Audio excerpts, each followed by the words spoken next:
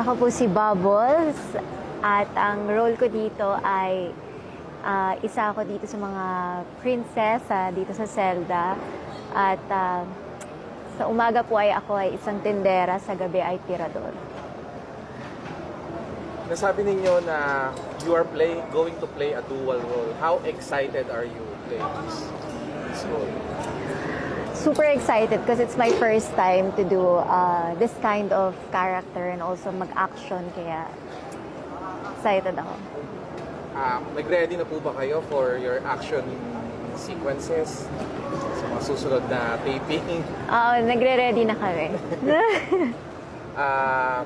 Ano po yung mga kailangang abangan ng mga manonood natin sa character ni Bubbles? I think ang dapat yung abangan is a totally different Ivana and a totally different character sa lahat ng na-play ko. This is really something new and it's something na may enjoy niyo. So ano po yung magiging role ni Bubbles sa buhay ni Tanggol habang nandito siya sa loob? So dito sa Zelda ay ako ang magiging love interest niya.